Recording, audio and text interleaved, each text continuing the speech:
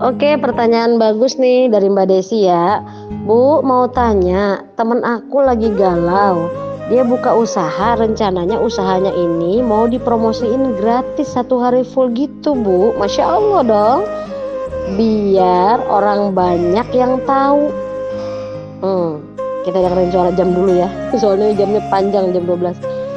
Biar banyak orang yang tahu sebagai tester gitulah, Bu, ya kan? Dan semoga jadi berkah juga usahanya, di awal kasih gratisan. Tetapi dia memikirkan apa kata tetangga. Halah, sok-sok banget kasih gratisan atau apa gitu ngomongin tetangganya, Bu.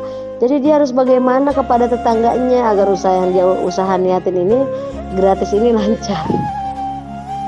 Ya, pertanyaan bagus. Nomor 1, tetap minta petunjuk Allah, minta kekuatan dari Allah. Maka bukan katanya ya. Dalam hadisnya dikatakan setiap amal yang diawali dengan basmalah, setiap amal yang tidak diawali dengan basmalah maka akan terputus barokahnya. Nah, makanya supaya barokah itu apa artinya? Ziyadatul khair, bertambah kebaikan. Supaya tambah kebaikannya maka awali dengan basmalah, bismillahirrahmanirrahim. Artinya apa? Dia memulainya dengan nama Allah, semata-mata mencari ridho Allah, bukan mencari ridho tetangga, bukan mencari ridho manusia. Biarin aja orang mau ngomong apa gitu ya. Kenapa? Karena kita yakin semua orang akan bertanggung jawab dengan apa yang diucapkannya. Semua orang akan bertanggung jawab di hadapan Allah dengan apa yang dilakukannya. Dan kita gak usah pusing dengar kata orang gitu. Kalau kita dengar ceritanya Luqman ya, bagaimana ketika Luqman bersama anaknya membawa keledai ya, betul nggak nih? Tolong direvisi kalau nggak benar teman-teman ya. Ketika ayahnya naik keledai, anaknya jalan lewat satu kampung, katanya apa? Dasar ayah tidak sayang anak. Tuh kalau dengerin kata orang tuh. Terus gantian akhirnya anaknya yang naik keledai, bapaknya yang jalan. Akhirnya lewat satu kampung lagi dibilang apa? Dasar anak tidak sopan. Orang tua disuruh jalan kaki, dia malah enak-enakan. Nah kan, akhirnya apa lagi? Oh, udahlah naik dua-duanya, bapaknya sama anaknya. Lewat satu kampung lagi mereka. Terus apa katanya? Dasar manusia tidak tahu diri, masa binatang dinaikin dua-dua. Nah loh, salah lagi kan? Akhirnya ya udahlah kita tuntun aja yuk, dituntunlah sama anaknya sama ayahnya. Lewat satu kampung lagi apa? Dasar bodoh, ada kendaraan tidak dinaiki. Kayak gitu kalau kita dengerin kata orang, Desi ya. Jadi kasih tahu sama temenmu, disitulah keikhlasan kita diuji. Kita tuh melakukan itu karena Allah apa karena manusia gitu. Itu makanya sih sebenarnya pentingnya prinsip ya. Sebelum memulai sesuatu tuh prinsipnya dulu harus kuat. Supaya apa?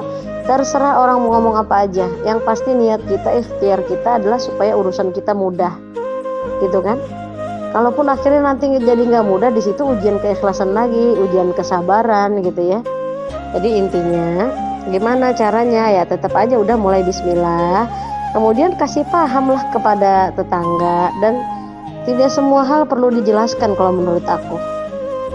Kalau kita mau baik di depan manusia nggak bakal mungkin mau depan baik kayak apa. Walaupun kita jelasin kita baik, toh suatu saat orang akan menilai kok dari sikap kita. Walaupun kita dibicarakan buruk gitu ya, toh orang akan menilai siapa kita gitu. Jadi kita nggak usah khawatir.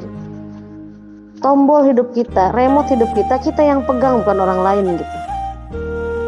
Jadi kalau kita yang pegang, akhirnya kita ya udah terserah aja. Pokoknya tugas saya menjalankan semua perintah Allah, menjalankan apa yang ada dalam sunnah Rasulullah.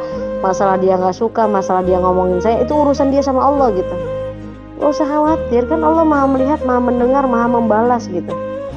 Nggak usah kita yang repot gitu ya. Jadi di situ pentingnya apa? Tajridun niyah, memperbaiki niat. Innamal a'malu binniyat. Sesungguhnya seseorang itu tergantung dari apa yang dia niatkan kan. Faman kanat hijratuhu lidunya yusibuha aw imra'atin yankihuha fa hijratuhu ila ma hajara ilaih. Faman kanat hijratuhu ila Allahi wa rasulihi fa hijratuhu ila Allahi wa rasulih. Jadi siapa yang hijrahnya karena Allah dan Rasulnya, dia beramal karena Allah dan Rasulnya, maka dia akan mendapatkan Allah dan Rasulnya. Kalau dia bertransaksi betul-betul hanya ingin mencari ridha Allah, supaya Allah meridhai perniagaannya, supaya Allah memberkahkan perniagaannya, maka Allah kan memberikannya. Tapi kalau dia niatnya tercampur karena pengen dipuji sama manusia, pengen dibilang baik sama manusia, nggak enak nanti diomongin manusia, berarti itu udah tercampur niatnya, bukan karena Allah lagi, udah karena manusia. Biasanya amal yang niatnya karena manusia, dia tidak akan tahan lama. Tapi kalau amal yang diawali dengan niat mencari ridha Allah, itu biasanya amal baiknya dia akan lebih tahan lama. Disitulah keikhlasan kita diuji kan. Jadi kalau bisa jangan cuma sekali pas pembukaan gratis. Buktikan keikhlasan dia dengan apa? Dengan kontinu melakukan kebaikan berikutnya. Misalnya, oh iya nanti setelah buka, misalnya setiap sebulan sekali hari Jumat mau tetap sedekah. Nah itu kan aplikasi dari keikhlasannya gitu. Dan itu sih sebenarnya kalau jadi pengusaha nomor satu sebenarnya mental.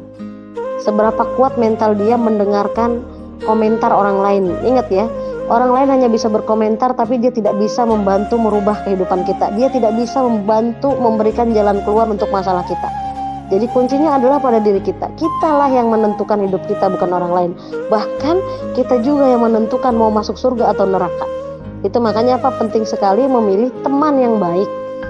Kenapa? Karena teman itu akan mempengaruhi cara berpikir kita, cara bicara kita, cara bersikap kita.